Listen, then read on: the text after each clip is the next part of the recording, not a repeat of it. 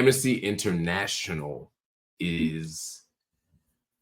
they're doing some important work, and they've always done important work. But I think today was one of those moments, or yesterday was one of those moments in Amnesty International's history that's going to go down in history. Anyway, the United States came to Israel's defense today after Amnesty International released a 296-page report titled, "You Feel Like You Are Subhuman: Israel's Genocide Against Palestinians in Gaza." During a 9-month period, the group found sufficient basis to conclude that Israel is, quote, killing, causing serious bodily or mental harm, and deliberately inflicting on Palestinians in Gaza conditions of life calculated to bring about their physical destruction in whole or in part. Now, of course, if you didn't know, that is the textbook, literally the textbook definition of genocide. And according to the conventions on genocide, that's exactly what it is. The report added that, quote, these acts were committed with the specific intent to destroy Palestinians in Gaza. But of course, nothing is that easy, because you would think they issue a report, the world would read the report, the world would acknowledge the report, and if they acknowledge the findings, and they should acknowledge the findings, then that would kind of be it, right? Like, I don't know, like they might actually legitimately say, and by they I mean the West, say, hey, it's time to intervene on Gaza. It's time to impose sanctions. It's time to do some kind of action that would lead to a different outcome in Gaza. But of course, that ain't the world we live in. The world we live in is one where the U.S. State Department, even when the report comes out, even when the evidence is damning, they still refuse to do anything. Check this out. So let me just follow up on this, because now we have Amnesty International. Before that, we had Human Rights Watch. We have all the UN organizations, all the human rights organizations, probably throughout the world.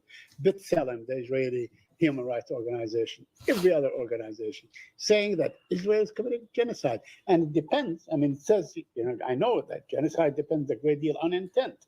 And it says, it bases its conclusion on statement time and time again by Israeli commanders, by Israeli officials, by certainly the president of Israel, by many other people, that says they are committing genocide. I mean, we see that they have killed 45,000 people, 17,000 children. It deprives it food from going in. It deprives anesthesia from going on.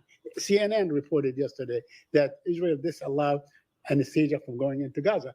What is it going to take for you, for the United States of America, that really holds the moral high ground on these issues, on human rights issues, to say what is happening is genocide? Because what we see today, what we witness in northern Gaza, is basically starvation by intent. So that's an opinion, and you're certainly welcome, and you are entitled to it, as are all the organizations that you listed. They are entitled to make their own analysis of the situation and come to their own conclusions. What I can say as a spokesperson of the U.S. government and as a spokesperson of this administration is that the findings of the accusations of genocide, we continue to believe those to be unfounded. We continue to view those as unfounded. Why do you view those as unfounded? Because we don't want to found them.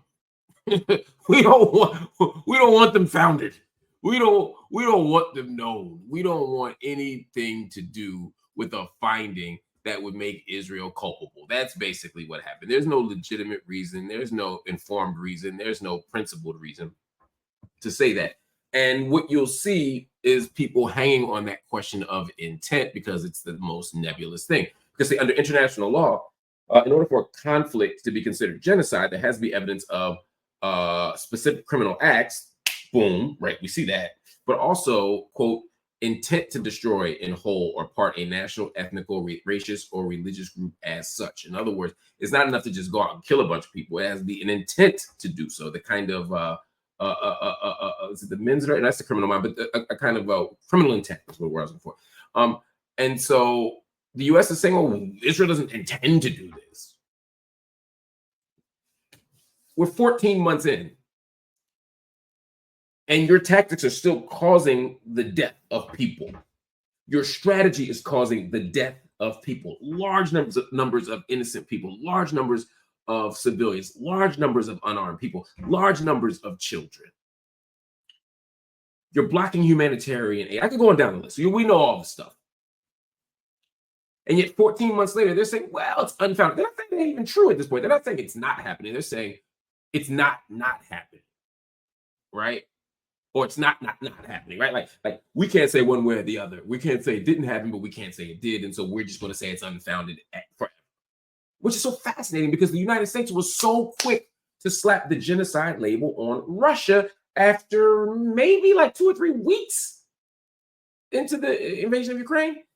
But as always, there's an exception when it comes to Israel-Palestine. And of course, Israeli defense officials denied the allegations completely. They accused human rights organizations in the past, and this time, Amnesty International, they accused them of fabricating the report. And of course, Amnesty Israel, which is sort of the Amnesty International's branch inside of Israel, they rejected the fight. They're the one Amnesty International branch or arm or window, whatever you would call it, that spoke independently and said, nah. So this is unsurprising. And then there will be people here who say, everybody from bots to Michael Rappaport, who are out here saying, well, they changed the definition of genocide in order to call it a genocide. That's not what happened. Read the report. I want y'all to actually go to the report. We'll come back to the report and break down the report, but go to the report, read the report. Page 101, I believe, is where the questions of intent are. And you'll see very clearly they're not changing the definition. They're very carefully unpacking the legal language that we arrive in a different place. So I just want to point that up.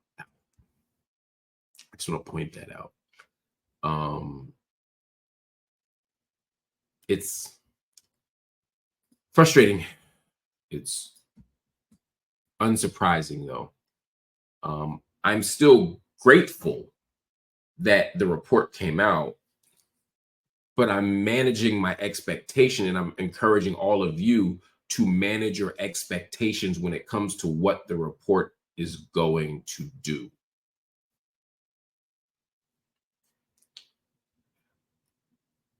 If you've been watching this for 14 months, you already know it's a genocide.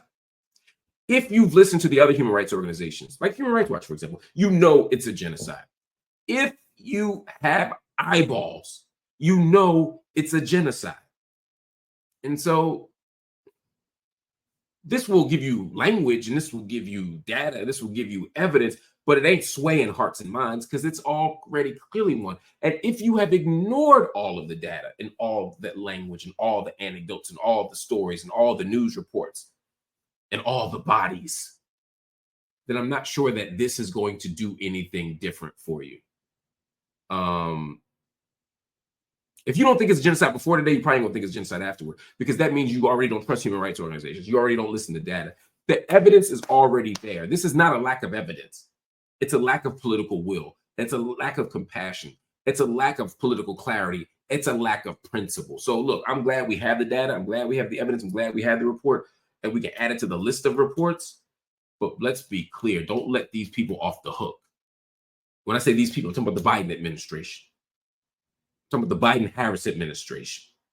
I'm talking about the UK. I'm talking about France. I'm talking about Canada. I'm talking about all these nations, all these organizations that are doing nothing in the face of a genocide where hundreds of thousands of people, certainly more than 100,000 people, have been killed. We know that. I don't care what nobody said. The Gaza Health Ministry is reporting its numbers, but that's not counting the rubble. That's not counting the secondary deaths. That's not, if those are conservative estimates, at the end of the day, too many people have been killed, whether it's 44,000 or 144,000. No intended reference to Revelations. People are dying and we're doing nothing. Maybe this report will give the United States the pretext to act. That's what you'd hope for. That's what you would think. But they're already saying, well, it's unfounded. We can't buy it. We don't trust it. Ain't no report in the world gonna make somebody act right who don't want to. It's up to us to apply the pressure. It's up to us to do the work. to get them to act right, because they will never do it on their own. It's that